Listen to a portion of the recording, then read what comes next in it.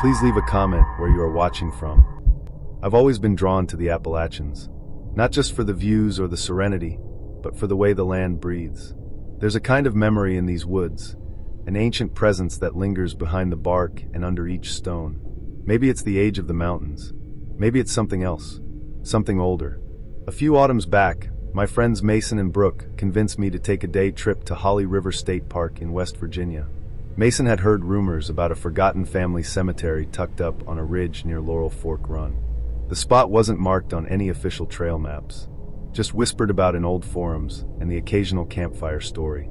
Supposedly, if you followed a side path off the main loop and climbed past a fallen oak, you'd find it. That was all we had to go on, a rumor and a vague sense of direction. We left early that morning, Mason riding shotgun, Brooke curled up in the back seat with a thermos of coffee and a blanket. I drove, the road winding through the fog-streaked hills like a ribbon of asphalt threading through old bones. The closer we got to the park, the quieter we all became. I don't think we noticed at first. One moment we were chatting and laughing, and the next, silence had crept in like mist through a cracked window. We pulled into the main lot around 9 a.m. A few vehicles were scattered near the trailhead, but the woods themselves? Still. Not a bird call, not a breeze. Just rows of hardwoods looming like sentinels. We brushed it off, shouldered our packs, and started up the main trail. Holly River is beautiful, no question about that. Moss-covered rocks lined the path, and silver morning light filtered through the canopy above. It should have felt peaceful, but something about the place felt off. The deeper we went, the more it felt like the forest was watching us. We took the side trail just after noon. It wasn't really a trail, more of a game path cutting through thick brush. The soil was soft, damp from the previous night's rain. Our boots sank slightly with each step. Eventually, we spotted the massive trunk of a downed oak, just like the stories had said. Beyond it, the slope grew steeper, and every step felt harder than it should have. "I swear this hill's cursed," Mason muttered, wiping sweat from his brow. Brooke chuckled, but it was tight. Nervous. "It's the hike. Not everything's haunted, Mason." She was wrong. We reached the ridge just after 2 p.m. The cemetery sat there like it had been waiting. The gate was a rusted mess of twisted iron half swallowed by vines. Beyond it were maybe 12 headstones, all weathered to the point of near erasure. A few still had visible names, the Carsons, the Morts, the Hensleys. Families long dead. Forgotten. We stepped inside, boots crunching over brittle leaves and tangled roots. The air felt heavier up there, like we'd stepped into a sealed-off room. No wind. No birds. Just the faint creak of the trees shifting overhead. I knelt in front of one gravestone, brushing away a layer of moss. The date read 1837. Beneath it, just one word, infant. No name. No epitaph. Just a tiny grave tucked in the corner of the woods. Brooke wandered toward the far end of the plot. These are all different families, but the same time period. Maybe it was a community cemetery, Mason said. Or maybe they all died around the same time. His voice dropped on that last part. We stayed longer than we intended. Something about the place drew us in. Not comfort, fascination, like it was daring us to look deeper. Eventually, the sun began to dip. We hadn't planned on hiking after dark, so we agreed to take the main road back to the parking lot instead of scrambling back the way we came. It'd be longer, but easier to follow. We stepped away from the graveyard like we were leaving something behind. Something that wasn't done with us. The first 10 minutes were uneventful. The trail widened, and the trees thinned. The tension eased a little. Mason cracked a joke about zombie mountain folk, and we all laughed, relieved maybe, that the worst was behind us. We were wrong again. The road curved along the ridge, and that's when we saw them. 5 figures, standing dead center in the middle of the asphalt. At first, I felt relief. People. Other hikers. Maybe park staff. But they didn't move. They just stood there, side by side, like they'd been waiting. Brooke waved. "Hello." No response. They were close enough we should have seen faces. Clothing. Any detail. But the light seemed wrong. It was as if they were made of shadow, shaped like people but lacking form. Like the forest refused to reveal them. Mason stepped forward, and the figures vanished. One by one, they blinked out. No movement, no sound. Just gone. We stood frozen, staring at the empty road. There was nowhere they could have gone. One side of the road dropped into a ravine. The other rose into a sheer rock wall. No cover. No exit. Brooke's face had gone pale. "Did you see?" We all saw it, I said. We kept walking. Fast. Too fast. Our footsteps echoed like drumbeats on the pavement. Every few hundred feet, we'd glance back. Nothing. No figures. No footsteps. But the dread stayed with us, growing heavier with each mile. Then the smell hit us. It was faint at first, musky, earthy, tinged with something sour. Decay. Like something long dead had been unearthed. It wafted in and out, never strong enough to be certain. Just enough to make our eyes water and our stomachs turn. "Let's not stop," Mason said. "No brakes. Not until the parking lot." We agreed. The final stretch of road curved through dense woods. The canopy above us had thickened, and darkness fell faster than it should have. My flashlight beam wavered. The batteries were fine. It was the light itself that felt, swallowed. Then we heard the steps. Not ours. Behind us. One step. Then another. Slow. Deliberate. We stopped. The steps stopped. We moved faster. The steps followed. Brooke turned, her flashlight cutting through the trees, but there was nothing there. Just darkness and the whisper of wind that had suddenly returned. We didn't run, but we were close. Practically speedwalking. The lot appeared like a miracle, just ahead, bathed in the cold orange glow of a lone streetlight. Our car sat untouched beneath it, like a tether to the world we'd left behind. We piled in, slammed the doors, and locked them. No one spoke, not even Mason. The ride home was a blur. None of us turned on the radio. We didn't talk about the cemetery or the figures or the steps. Not until days later. I called Mason that Friday. He sounded tired. Said he hadn't slept right since the trip. He kept hearing whispers at night, like voices just outside his window. Brooke had stopped answering texts altogether. I drove by her place once and saw the curtains drawn, the porch light left on all night. I started to dig. Old records, forums, historical notes from the area. Turns out, there was a cemetery up on that ridge. Belonged to a set of families that had settled the area in the early 1800s. There'd been a fever, maybe typhoid, wiped out half the settlement in a single month. But that wasn't the strange part. According to one local entry in a genealogy archive, the dead hadn't stayed buried. The settlers claimed to hear their names whispered on the wind. Saw shapes walking the ridgeline at dusk. Family members spoke of dreams filled with fire and chanting. The settlement was abandoned within a year. The cemetery was all that remained. I've lived in the Appalachian Mountains near Clay County, Kentucky, for most of my life. I've grown used to the rhythm of these hills, the way the crickets chatter when the sun dips low, the distant yips of coyotes calling to each other, even the occasional black bear knocking around my compost bin. Nothing really rattled me. Not until that night. That night changed everything. It started like any other late October evening. I'd finished up my chores just before midnight, fed the goats, locked the chicken coop, and split a few logs for the next morning's fire.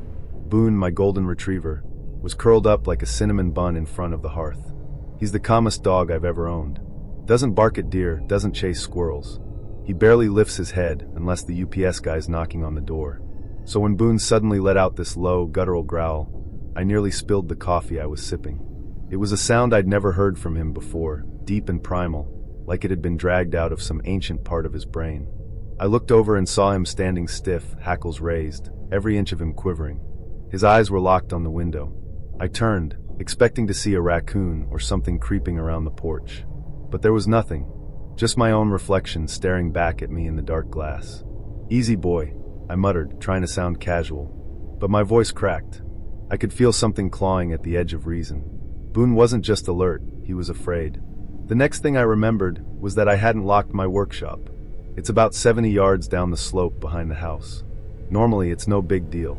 I'd take a flashlight, walk the trail, flip the bolt, and come right back. But with Boone acting like that, my gut already felt twisted. Still, I told myself I was being ridiculous. Maybe a bobcat passed through. Maybe Boone caught the scent of something unfamiliar. So I grabbed my coat, clipped the flashlight onto my belt, and headed out. Boone, uncharacteristically clingy, pressed against my leg the entire time. The air outside felt wrong. No breeze. No insects. The trees stood like statues, their branches motionless against the sky. It was quiet, too quiet. The kind of silence that presses against your eardrums and makes you feel like you're buried under a mile of snow. Halfway to the workshop, Boone growled again, this time louder, more urgent. I stopped in my tracks. That's when I noticed the door. It was open. Not wide, but enough to let in the cold. And I knew I had closed and latched it after I'd finished earlier. My breath caught in my throat. I took a step closer, barely able to swallow. The flashlight beam trembled in my hand as I approached. I reached out and pulled the door shut, locking it with trembling fingers. The sound of the deadbolt snapping into place felt too loud in the stillness. That's when the forest behind me exploded. There's no other way to describe it. Branches cracked, leaves crunched, and something massive charged through the underbrush like a stampede. My brain couldn't process it all at once. It sounded like a dozen bodies, or more, rushing through the woods. Boone pressed against my leg, snarling now, his teeth bared at the darkness. My flashlight beam shook as I swung it around, catching nothing but shadows and shivering leaves. Something was out there. I backed away slowly, heart thudding so hard I thought it might burst. I didn't run, not yet, but every fiber of my being screamed at me to flee. Boone was trembling beside me, but he stayed close. Loyal to the end, that dog. When we reached the porch, I practically threw the door open, dragging Boone inside and bolting it behind us. I stood in the hallway, panting, trying to make sense of it. A bear? Maybe. But bears don't travel in packs. And they don't make that kind of noise unless they're charging. I realized then, I'd left my pistol upstairs. I bolted up the stairs, grabbed the Smith & Wesson from the nightstand, and loaded it with shaking hands. I'd never felt the need to be armed inside my home before. That night, it felt like I couldn't breathe without it, just as I considered whether I should call someone, or maybe hole up in the basement. Boone barked. Not a warning. A sharp, frantic bark that meant something was wrong. Deeply wrong. I stepped onto the porch again, flashlight in one hand, pistol in the other. The woods were silent, but not in a peaceful way. The silence felt expectant, like the forest was holding its breath. Then I heard it. A sound like whispering. Not one voice, but many. Low and murmuring, like wind through a cave, but it wasn't wind. It sounded like speech. Not English, though. Something older. Words that didn't belong in any language I knew. The sound came from the edge of my property, near the tree line. My flashlight scanned the woods, but there were no eyeshine, no bodies, no movement. Boone whimpered, tail tucked so far between his legs he looked like he might fold in half. He pawed at the door, desperate to go back inside. I didn't blame him. Still, I listened. The whispers shifted, like they were circling me. Moving through the trees, always just out of sight. They didn't get louder, just closer. My stomach churned, and a wave of nausea washed over me so violently I dropped to one knee. When I finally staggered back inside, I felt like I'd been underwater for hours. The door felt paper-thin behind me. I locked it, checked every window, turned off every light. I figured maybe the dark would make me harder to see, if whatever was out there could see at all. The whispers didn't stop. They grew more urgent. I pressed my ear to the wall at one point, and swore I could hear them in the wood itself. Like the house was absorbing the sound and feeding it back to me. Boone wouldn't leave the front door. He stood there, muscles rigid, body vibrating with tension. I sat in the dark, pistol on the coffee table, phone in hand. But out here, cell service is laughable. I had one bar, maybe. What was I supposed to say? Hello, yes, there are invisible voices outside and my dog's about to have a stroke. At 1:47 a.m., I crept to the front window and peeked through the curtain. Instant silence. Not a regular kind. The kind that feels like the world has stopped spinning. Then scrape. From the side of the house. I froze. Another shuffle. Then the whispers returned, closer now. Frustrated, maybe. I moved to another window. Same result. Every movement I made was met with silence, then sound. They were reacting to me. Listening. The whispering never rose above a murmur, but it started to feel like chanting. Like a ritual being repeated, just beyond the veil of the trees. And it wasn't random. It was circling the house. I jotted notes, times, sounds, directions. My hands trembled so badly that Boone laid his head on my knee, trying to calm me. Around 4:30 a.m., something changed.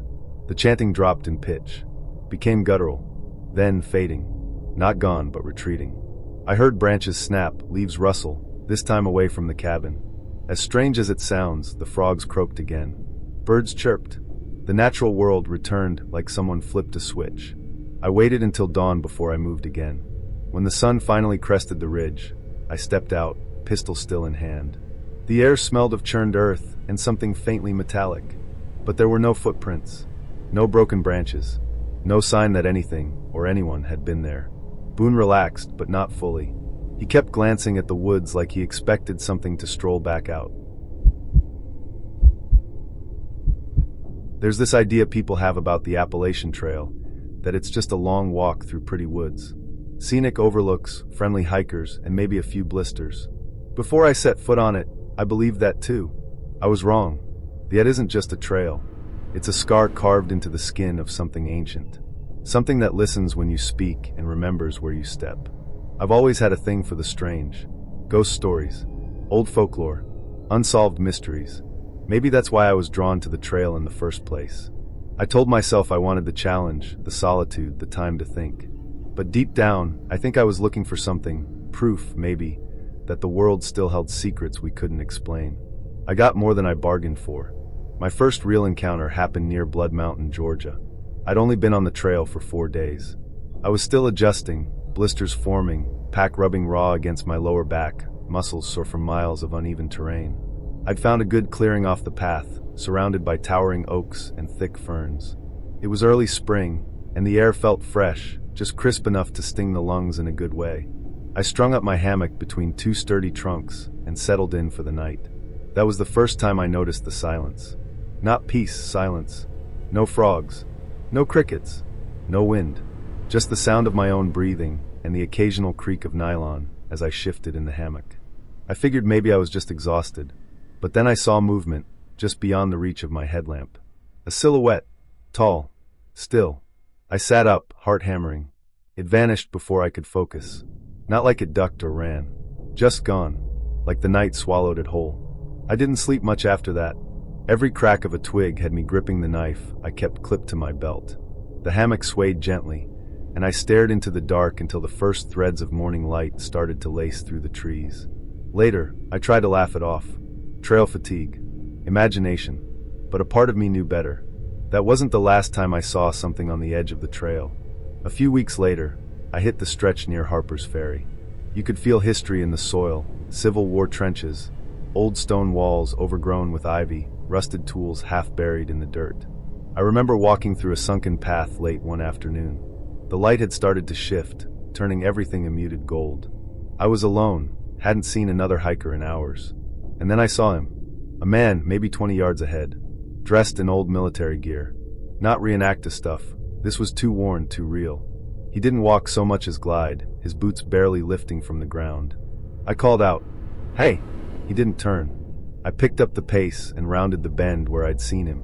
No one there. No branches disturbed. No footprints in the dry earth. Just that heavy silence again. I stayed in that spot longer than I should have, trying to make sense of it. The woods around me felt paused, like everything was listening. I moved on, but I didn't feel alone for the rest of the day. Every time I looked over my shoulder, I expected to see that soldier again, standing at the edge of the trees. But nothing compared to what happened in Pennsylvania. By then, I was months into the hike. I was leaner, stronger. My boots had molded to my feet, and I'd learned how to read the forest like a book. I thought I was ready for anything. Pennsylvania proved me wrong. It started with a perfectly clear night. No clouds. A sky full of stars so sharp they looked like they'd been etched into the black. I decided to cowboy camp. No tent, just my pad and sleeping bag under the open sky. I laid there for a while, watching the stars blink through the canopy. The air smelled like pine and earth. Everything felt perfect. Until I woke up. I don't know what time it was. My watch had stopped working the week before. What I do know is that the world had gone silent again. And there was that sound. A high, thin whine. Not loud, but constant. Like a violin string stretched too tight. It didn't come from one direction. It was everywhere. In the trees. In the air. Under my skin. I sat up, heart pounding, and realized I couldn't breathe right. The air felt thick, like I was inhaling water instead of oxygen. I told myself it was nothing. Just a shift in air pressure. Maybe my body reacting to the altitude. But the whine didn't stop. And then I saw them. Lights. Not bright, not like flashlights. Pale, flickering orbs drifting between the trees like lanterns without hands to hold them. I froze. They moved slowly, weaving through the forest. Not random. Patterned. Then they stopped. All of them. I could feel eyes on me. Not one set, dozens. Maybe more. My limbs wouldn't move. My breath came in shallow gasps. and then the lights began to fade, one by one, each vanishing like a candle snuffed out in a sealed room. When the last light disappeared, the whine stopped, and the forest exhaled. The frogs returned. The wind stirred the branches. The night came back in pieces. I packed up and left. Didn't care about rest. Didn't care about blisters or twisted ankles. I walked until the sky turned gray and the birds began to sing again. I didn't speak for 2 days. The next time I talked was in Virginia, when a bear nearly killed me. I'd hung my hammock between 2 maples and dozed off just after sunset. I woke up to something nudging my back, firm and wet. I panicked, twisted, and struck out with my fist. Fur. I connected with a furry snout. The bear grunted and lumbered off into the brush. I sat up, drenched in sweat, heart thundering. That night, I realized I was more afraid of the lights in Pennsylvania than I was of the bear. Wild animals followed instinct. They could be scared off, reasoned with in a primal way. But those lights? They had intent. They watched. They waited. I thought that would be my worst night. It wasn't. Weeks later, I crossed into Maryland. I stopped at a shelter near the trail, a small wooden structure built decades ago. I was the only one there, or so I thought. Around 2 a.m., I heard footsteps. Not animals, human. They circled the shelter. I sat up, blade in hand, flashlight ready. Nothing. Then a whisper. My name. Elijah. Soft. Drawn out. Like the wind had learned how to speak. I didn't move. Didn't breathe. The whisper came again, closer. Elijah. I wanted to scream. To run. But part of me knew it wouldn't matter. Whatever was out there already knew where I was. Eventually, the whispers stopped. But I didn't sleep. At sunrise, I packed up and moved on. Didn't look back. Didn't eat. Just walked. That whisper haunted me for weeks. Sometimes I'd hear it in the rustle of leaves. Sometimes in the way the rain hit the tarp. Even now, when I hear someone say my name casually, I get chills that run all the way down my spine. I finished the trail in late autumn. Friends asked me what it was like. I said it was beautiful. Hard. Rewarding. I didn't tell them about the lights. The whispers. The soldier. The silence. They wouldn't believe me. But I believe me. The trail isn't just dirt and roots and waterfalls. It's a memory. A living thing. I thought I had seen the worst of the Appalachian Trail. I truly believed that after the ghostly soldier at Harper's Ferry, the flickering lights in Georgia, and the whisper circling my shelter in Maryland, nothing else could surprise me. I was wrong. Again. Pennsylvania proved that the trail wasn't done with me yet. I'd crossed the Mason-Dixon line with a strange mix of pride and exhaustion. You get to that point in a long hike where your body's mechanical. You walk because it's what you do, not because you're thinking about it. The miles blur. The trees repeat. You start to believe you've seen every kind of trail oddity you're going to see. But Pennsylvania has a way of lulling you into complacency before it hits you with something you can't explain. Something that refuses to fit inside logic. It started, as it often does, with the quiet. I'd gone off trail just a bit that evening, maybe 100 yards into a side clearing. It was one of those moments where I convinced myself I needed to sleep under the stars. No tarp, no hammock, just a sleeping pad in my bag, surrounded by forest and sky. The day had been calm. The sun dipped behind the ridge, and the sky turned that soft, dusky purple that makes you forget the world's harsh edges. The trees swayed gently. A barred owl called once, then again. I laid there feeling good. Honest-to-God peace. And then I woke up. I don't know what time it was. My body doesn't keep track of hours the way it used to. But it was deep into the night. The world had gone still. Too still. No breeze. No insects. No distant rustle of deer moving through the brush. Just silence. And then the sound began. It started as a vibration in my ears. Not loud. Not even noticeable at first, like pressure shifting in a plane cabin. But it didn't fade. It sharpened, became tonal. A high, thin whine, so faint it almost felt like it was inside my skull rather than around me. I sat up slowly, heart already galloping. My headlamp was within reach, but I didn't turn it on. Instinct told me not to. The sound didn't seem to come from any one direction. It was all around me, like the forest itself was humming a single, piercing note. I tried to take a breath, but it felt like the air had thickened. Like I was inhaling syrup. My chest tightened. A cold sweat broke across my skin. Panic crept in, slow and deliberate. I whispered to myself, just to hear something human. It's nothing. It's just your ears. You've been pushing too hard. But the whine didn't stop. It pulsed now, almost like a signal. A frequency. I reached for my pack with trembling hands and fumbled for my headlamp. Still, I didn't turn it on. Something in me screamed that light would make it worse. I started packing, breath shallow, ears ringing with that inescapable tone. Every motion felt like it echoed in the void. Then I stood and froze. There was something out there. Not a shape, not a shadow, just presence. The sensation of being watched, but more than that, studied. Like I wasn't just seen, but catalogued. My posture, my pace, my fear. I turned slowly, scanning the tree line. Nothing, but the feeling didn't leave. I stepped onto the narrow path leading back to the main trail. The whine intensified for a moment, then dropped back to its original pitch. Like a warning, or a test. The farther I walked, the more the air loosened. The pressure lightened. The whine faded, until it just stopped. I stood in the dark, barely breathing. The silence that followed bent the world around me. It was too perfect. A vacuum. Then a single sound shattered it. A twig snapping. Not behind me. Beside me. I turned my head slowly, heart in my throat.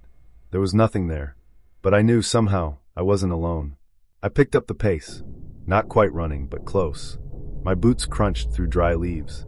My breath came in ragged bursts. Then I saw it. Ahead of me, maybe 30 feet off the trail, was a clearing I hadn't noticed before. Pale grass. A low circle of stones. And standing in the center of it, something. I couldn't see its shape clearly. It shimmered at the edges, like heat waves rising from asphalt.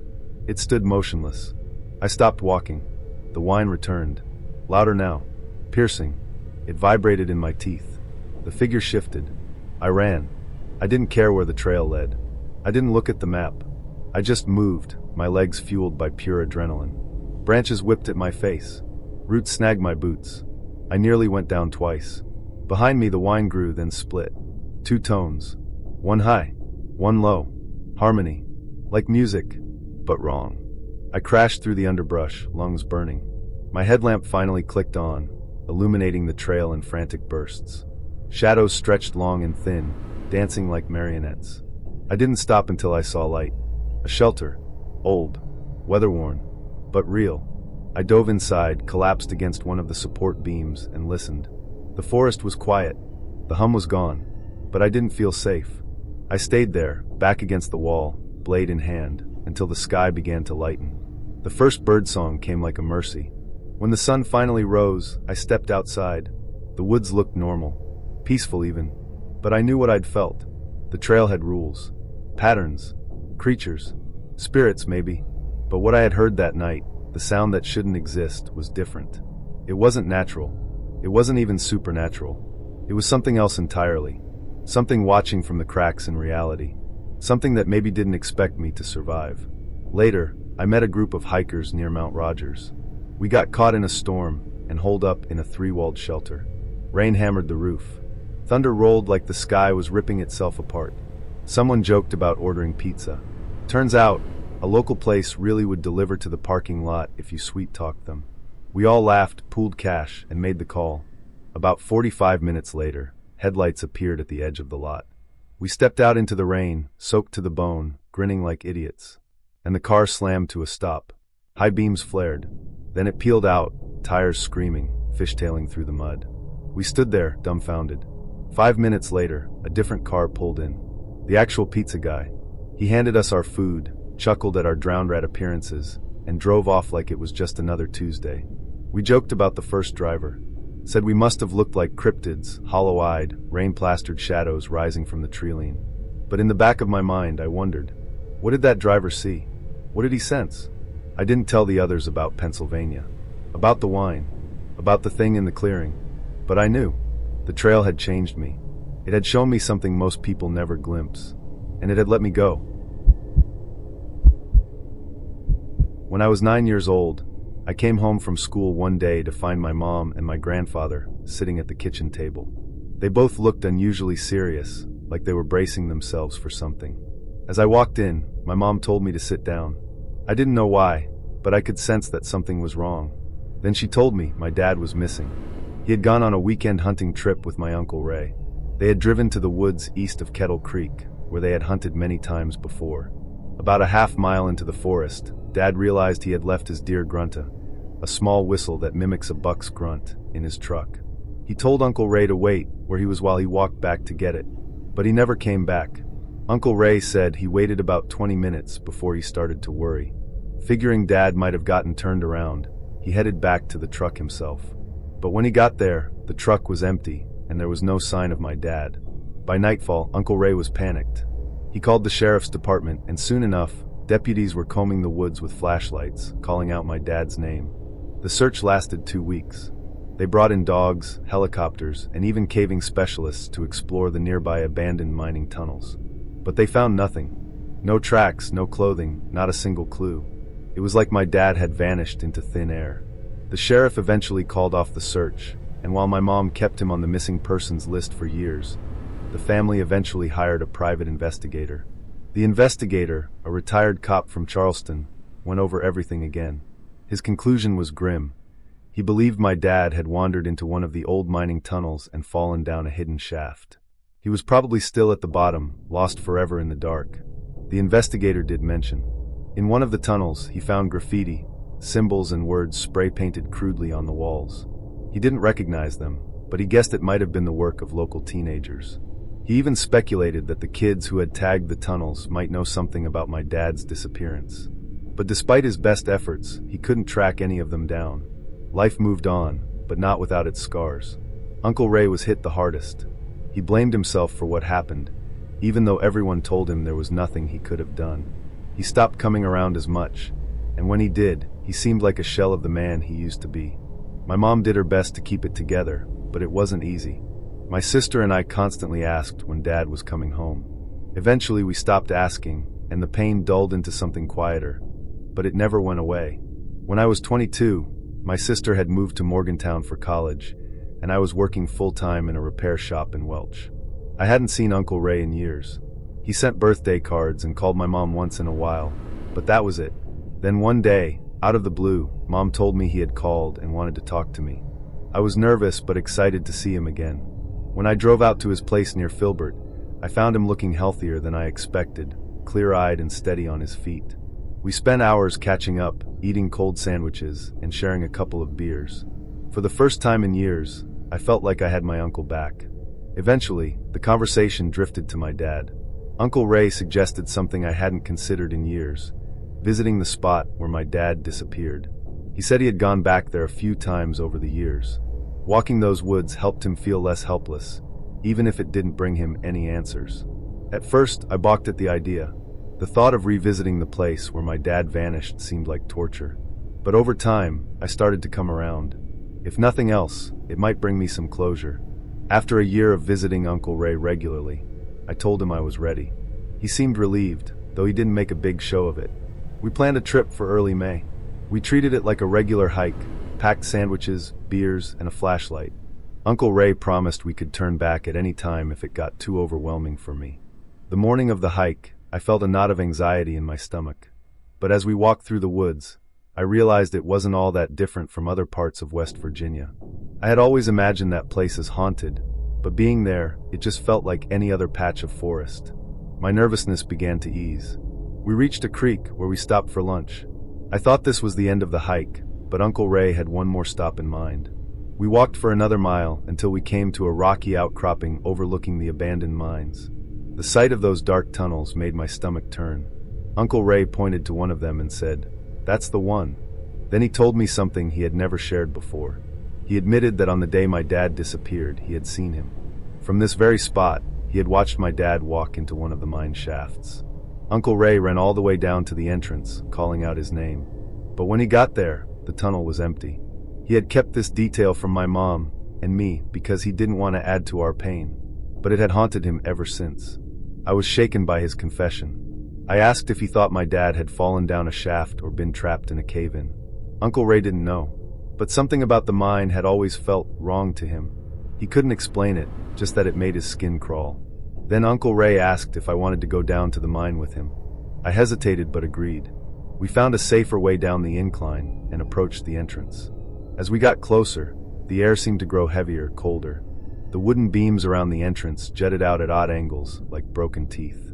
Discarded tools and ropes lay scattered on the ground, hinting at a hurried abandonment. As we stood at the entrance, Uncle Ray pulled out a flashlight. "You don't have to go in if you don't want to," he said. But I had come this far. I wasn't going to back out. We stepped inside. The air was damp and metallic, and the flashlight barely cut through the darkness. After a few steps, I turned to check on Uncle Ray. That's when I saw the gun in his hand. It took me a moment to process what I was seeing. His hand was trembling, and his face was pale. "Uncle Ray?" I said. He didn't answer. Then, without warning, he raised the gun and fired. The sound was deafening, and I felt the bullet whip past me. I didn't wait to see what he would do next. I ran deeper into the tunnel, fumbling with my flashlight. My mind raced. Why was he doing this? What had gotten into him? I turned off my flashlight to avoid being an easy target. The darkness was suffocating, but I kept running until I came to a fork in the tunnel. I picked a direction at random and dove into a small chamber to hide. My chest heaved as I tried to stay silent. I could hear Uncle Ray's footsteps echoing down the tunnel. He was calling out my dad's name. "Stanley, I know you're here." The sound of it chilled me to my core. Why was he calling for my dad? He knew my name wasn't Stanley. Then I heard something else, a low rumble like shifting rocks deep in the mine. The air grew warm, carrying a foul, burning stench that made me gag. Uncle Ray started shouting, his voice rising to a scream. "I did what you asked. He's here. I brought him." Uncle Ray never came out of that mine. The sheriff's department searched for weeks, but found nothing. They blamed what happened on toxic gas buildup, claiming it caused hallucinations and disorientation. But I know what I saw. I've spent my life studying how culture and identity intertwine, how people's traditions shape who they are, and how their histories linger in the present. It's fascinating, enriching work. But there's one project I wish I'd never undertaken, one experience that still keeps me awake at night. It all started with my research into the Melungeon people, a historically isolated Appalachian community with a tangled web of genetic and cultural origins. I never expected that my work would lead me to a forgotten village, an encounter with a woman named Onita, and the 4 words that haunt me to this day. It eats the years. The Melungeons, or Melungeons as some locals pronounce it, are a mixed ancestry group whose roots trace back to the 18th century or earlier. Their heritage is believed to be a blend of European, African, and Native American ancestry, though the details remain a topic of debate among historians and genealogists. Over the centuries, many Melungeons assimilated into broader populations, but some retained their unique identity, living in isolated mountain communities. My research focused on those who still held on to their traditions. By 2022, I was deep into my project. I'd spent months interviewing Melungeon descendants in the tri-state area of Tennessee, Virginia, and North Carolina. Most of my interviews were with older residents who shared stories about their families, their struggles, and the rumors that always seemed to swirl around their people. One day, while speaking to an elderly man in Hancock County, Tennessee, he told me about a place called Hollow Ridge. "If you're looking for the old bloodlines," he said, "that's where you'll find them, but they don't like visitors." I asked him what made Hollow Ridge so special. He hesitated for a long moment, then said, "They've got ways about them. Strange ways. And the folks up there, they don't age like the rest of us." That last comment piqued my interest. I pressed him for details, but he clammed up, shaking his head. "You'll see, if you're brave enough to go." A few days later, I packed my notebook, camera, and recorder and set out for Hollow Ridge. It wasn't easy to find. The village wasn't on any map, and the directions I'd been given were vague at best. I drove for hours along winding mountain roads, my old sedan rattling over gravel and potholes. Just when I was about to give up, I spotted a weathered wooden sign nailed to a tree, Hollow Ridge. The arrow pointed to a narrow dirt path that disappeared into the woods. The road climbed steeply, twisting through dense forest. My car groaned with the effort, and I prayed it wouldn't break down. After what felt like an eternity, I emerged into a clearing. The village sprawled across the hillside, a cluster of clapboard houses with sagging roofs and peeling paint. Smoke curled from a few chimneys, and chickens scratched in the dirt. As I parked my car, I noticed several people watching me from their porches. Their expressions were unreadable, but their eyes followed me as I stepped out onto the gravel. The air smelled of damp earth and wood smoke. I approached a small general store, where a wiry man with gray hair stood behind the counter. When I asked if he knew of any families with deep Melungeon roots, his face darkened. "You're looking for the folks up the ridge," he said, jerking his thumb toward a narrow path that led deeper into the woods. "But they don't take kindly to strangers. You'd best mind your manners." I thanked him, bought a bottle of water, and started up the path. The trail was steep and overgrown, and the forest seemed to close in around me. After about a mile, I came to another clearing with a cluster of smaller, older houses. A woman sat on a porch, shelling peas into a wooden bowl. She looked up as I approached, her dark eyes steady and unblinking. "Good afternoon," I said, trying to sound friendly. "I'm a researcher from UNC Chapel Hill, studying family histories in this region. Would you be willing to answer a few questions?" She didn't smile, but she nodded toward the house behind her. "Mama's inside," she said. "She's the one you'll want to talk to." I hesitated, unsure if I was truly welcome. Before I could say anything, the door creaked open. Two men stepped out, both tall and broad-shouldered with weathered faces and white hair. They looked like they might be brothers. Their expressions were stony as they sized me up. "I'm here to learn about your family history," I explained. "I've heard that your people have a long lineage in this area. If you're willing, I'd love to ask a few questions." The shorter of the two men, who had a scar running down his cheek, finally spoke. "Mama's 113 years old," he said. "She don't talk much, and she tires easy. Make it quick." They stepped aside, and I entered the house. The air inside was heavy with the smell of mildew and wood smoke. The living room was dimly lit, and in the corner lay an old woman on a narrow bed. When I say she was skeletal, I mean it in the most literal sense. Her skin clung to her bones like wax paper, and her eyes were so deeply sunken that they seemed like black holes. Her hair hung in stringy white wisps, and her breathing was slow and raspy. I sat on a stool beside her bed, my heart pounding. "Hello, ma'am," I said softly. "My name is Mira. I'm a researcher studying family histories in Appalachia. May I ask you some questions?" She didn't respond. Her eyes stared past me, unfocused and unblinking. "Her name's Onita," one of her sons said from behind me, "and you'd best not push her." I nodded, keeping my voice gentle. "Onita, can you tell me about your parents? Where they came from? What your childhood was like?" Still, she said nothing. I tried another question, then another, but she remained silent. Her sons watched me closely, their arms crossed. I was about to give up when I decided to take a more direct approach. "Onita," I said, leaning forward, "how have you lived so long? What's your secret?" Her eyes shifted. For the first time, she seemed to see me. Her lips parted, and I saw a flicker of fear in her expression. Then, in a voice so faint I could barely hear it, she rasped, "It eats the years." As soon as the words left her mouth, her body convulsed. Her sons rushed to her side, shouting at me to leave. I stumbled out of the house, my heart hammering in my chest. The woman on the porch was gone, her bowl of peas abandoned. I hurried down the path, feeling the weight of unseen eyes on my back. When I reached my car, I sat behind the wheel for a long time, trying to process what I'd just heard. It eats the years. What did she mean? Was it a metaphor? A superstition? Or something else entirely? That night, I couldn't sleep. Onita's skeletal face haunted my thoughts, and her words echoed in my mind. The next morning, I called a colleague of mine, a folklorist who specialized in Appalachian legends. When I told him about Hollow Ridge, he went quiet. "I've heard rumors about a place like that," he said finally. "A village where people don't age the way they should. But there's no proof it exists. Just stories about deals with the land." "Deals?" I asked.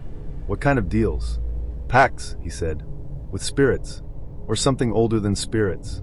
But it's just folklore." His words only deepened my unease. A week later, I decided to return to Hollow Ridge. I needed answers. But when I arrived, the village was gone.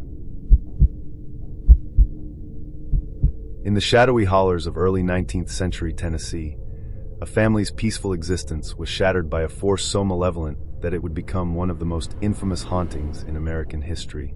This was no ordinary ghost story, no vague whispers or fleeting shapes in the night. The Bell Witch, as she came to be known, was a presence that defied explanation, terrorized a family to the brink of madness, and left behind a legacy of fear that still lingers in Robertson County to this day.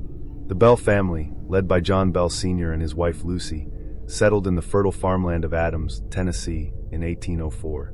They had carved out a comfortable life for themselves, raising 9 children and cultivating a sprawling homestead. For more than a decade, the Bells lived peacefully, their days marked by the rhythms of farming and the laughter of children. But in the summer of 1817, their idyllic existence began to unravel. It started with small things, knocking sounds on the walls of their cabin, faint at first but growing louder and more insistent with each passing night. The family dismissed the noises as the wind or a stray branch scraping against the house. But soon, the knocking was joined by scratching, as if unseen claws were raking against the windows and doors. At times, it sounded as though something heavy was dragging itself across the floorboards. The noises began to take on an almost deliberate rhythm, as if trying to communicate. One night, John Bell Sr., a pragmatic and no-nonsense man, decided to investigate. Armed with a lantern, he walked the perimeter of the house, expecting to find an animal. Instead, he saw something he could barely comprehend, a creature that looked like a dog, but with the head of a rabbit. Its eyes glowed red in the darkness, and it seemed to watch him with an unnatural intelligence. John grabbed his musket and fired, but when the smoke cleared, the creature had vanished. That was only the beginning. The noises inside the Bell home intensified. Furniture shook violently. Doors slammed shut on their own. Blankets were pulled from sleeping children by invisible hands. The family began to hear faint whispers, unintelligible at first, but growing louder and clearer over time. Then came the voices, a guttural rasp that seemed to echo from nowhere and everywhere at once. "I am Kate," it said one night, sending a chill through the family. From that moment on, they referred to the entity as Kate, or the witch. The witch's torment was not limited to sounds and voices. She began to physically attack the family, especially the youngest daughter, 12-year-old Betsy Bell. Betsy's hair was yanked so hard it left her scalp bleeding. Bruises and welts appeared on her body overnight, as if she had been beaten. At night, she would wake up screaming, pinned to her bed by an unseen force. The witch's voice mocked her relentlessly, whispering, "You'll never know peace." John Bell Sr. was also a primary target. The witch seemed to have a particular hatred for him, often whispering threats in his ear. His health began to deteriorate. His tongue would swell without warning, choking off his words. His limbs would seize up in painful spasms. The witch delighted in his suffering, taunting him with cruel words. "I'll take your life, John Bell, and I'll dance on your grave." Word of the haunting spread quickly through the community, and neighbors came to witness the phenomenon for themselves. Many left the Bell house terrified, claiming to have heard the witch's voice or experienced her wrath firsthand. One visitor, a traveling preacher, was mocked mercilessly by the witch, who revealed embarrassing secrets about his past. Another neighbor reported seeing a giant bird perched on the Bell family barn, its eyes glowing like embers.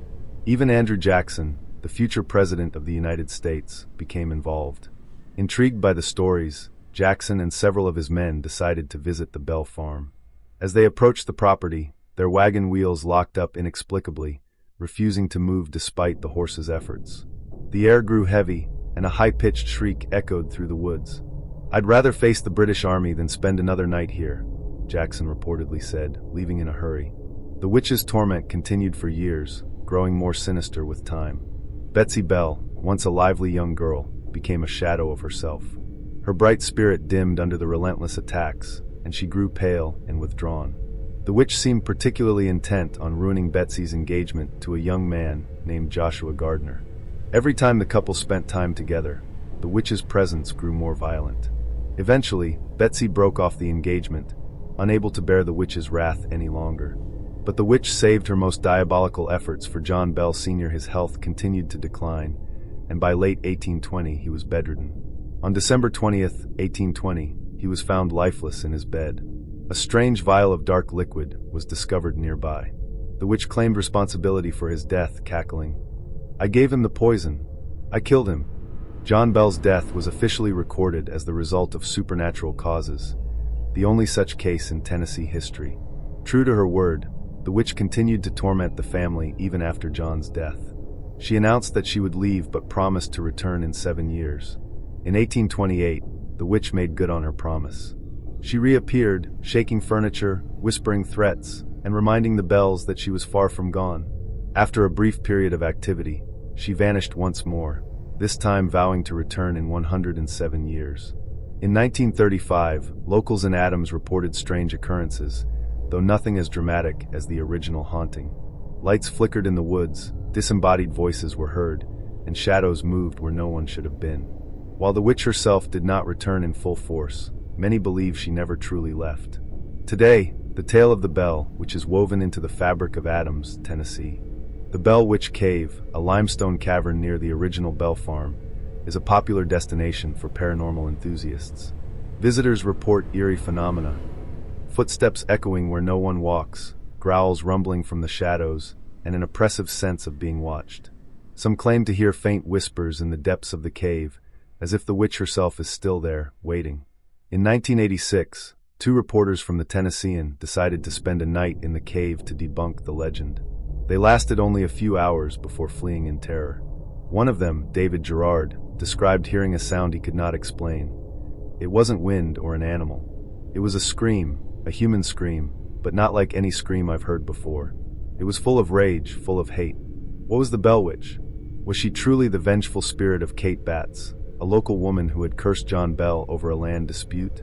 Or was she something far older, something that fed on fear and suffering? Some believe the witch was a poltergeist, fueled by Betsy Bell's adolescent turmoil. Others think she was a demon, masquerading as a human spirit.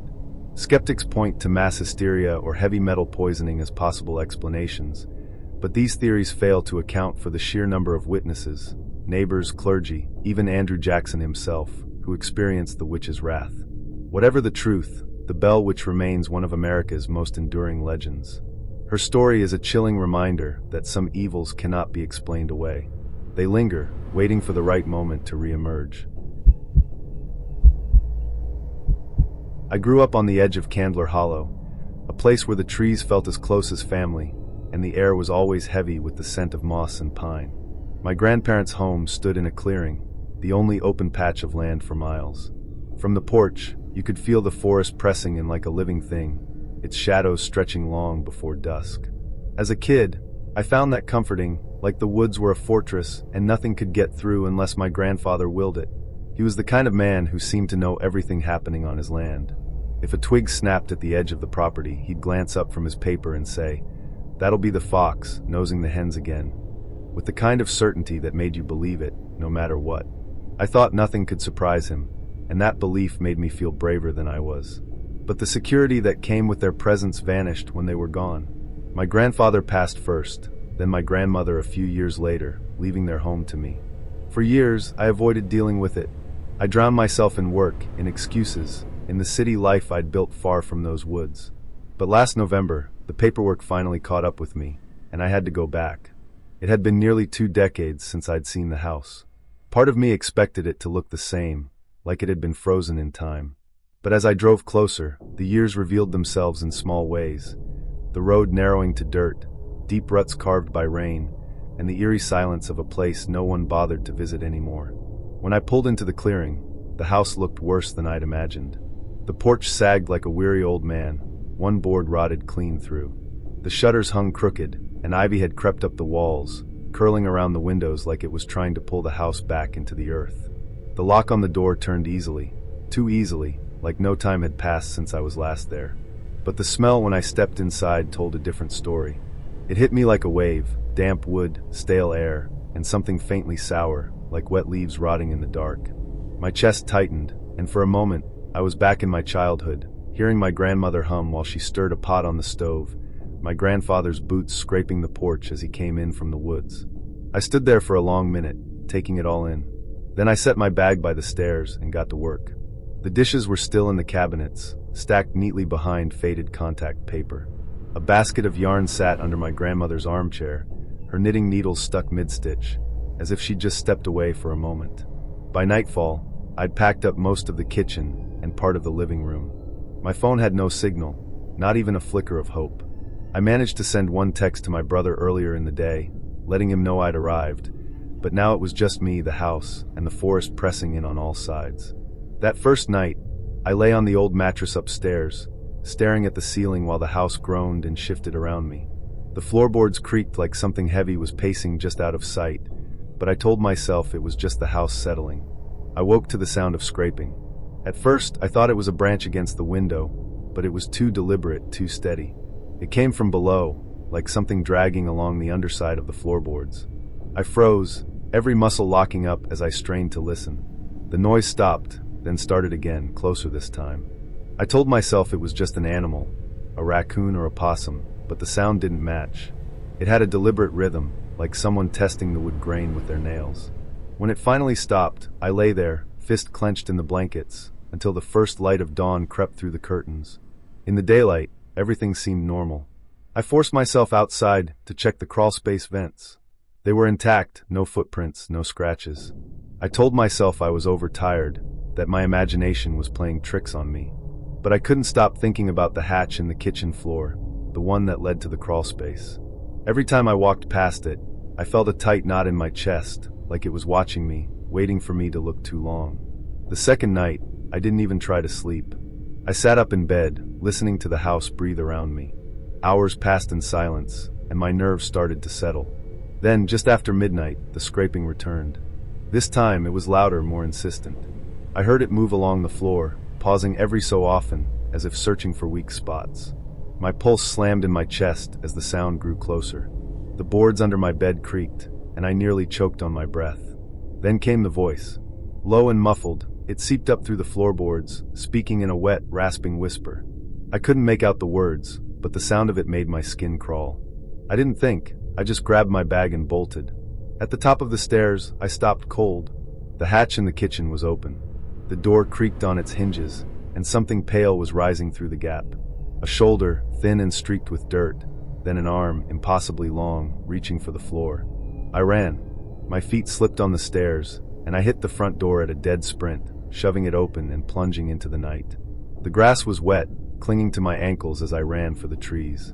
My breath sawed in and out of my chest, loud enough to drown out the sound of anything following me. I pressed my back against a tree, trying to steady my breathing. The forest was deathly quiet. Then I heard footsteps in the clearing, slow and deliberate, like someone searching. I didn't move, didn't breathe.